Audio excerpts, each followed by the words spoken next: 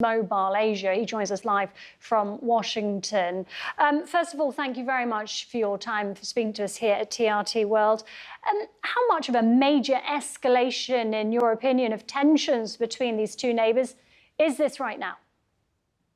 Well, it is. I think one of the highest, if you ask me, amount of tension and escalation that is ongoing between the two sides since the Pahalgam terror attacks. And India had said that it will take time. The Indian Prime Minister declared that he had authorized the Indian armed forces to strike at a time and place of their choosing. That's what has happened. If you see, it's called Operation Sindoor, which has a very symbolic meaning as well, which actually, according to Indian culture and tradition, is a red powder which women usually wear. And since a lot of these innocent tourists were gunned down in cold blood, perhaps that symbolizes the name of the operation that the Indian Armed Forces has named these 9 strikes deep within the Pakistani territory, but they have called it non-escalatory because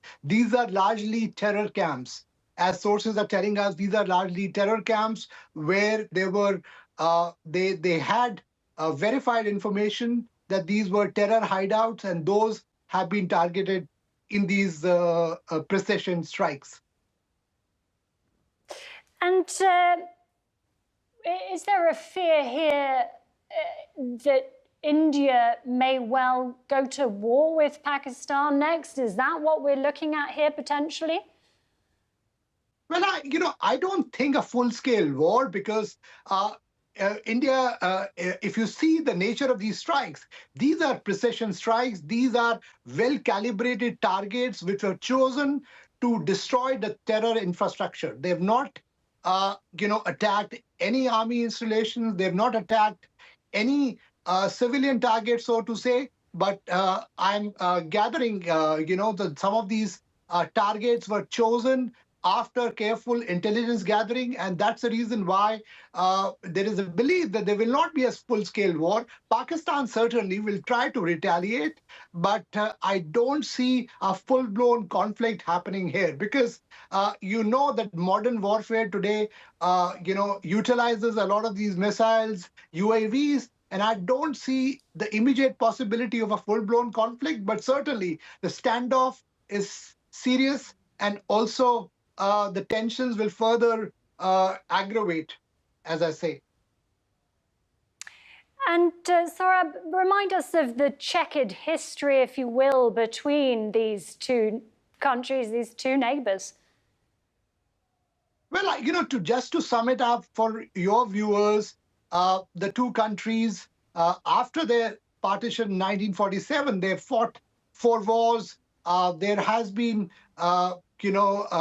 India has been saying and also has provided proofs that Pakistani terror groups have been targeting Indian targets. And this time, the attack in Kashmir killed 27 innocents in cold blood. That is the immediate provocation, so to say.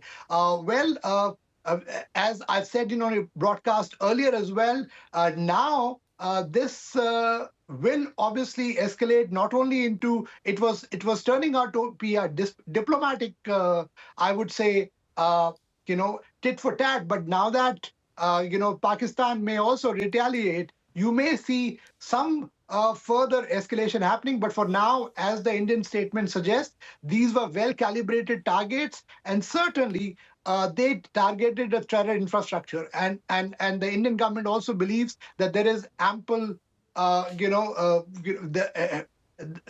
evidence that they have which allowed them to select these targets, and that's the reason why they have selected them. Saurabh, thank you very much. Really appreciate your time. Saurabh Shukla speaking to us live there from Washington.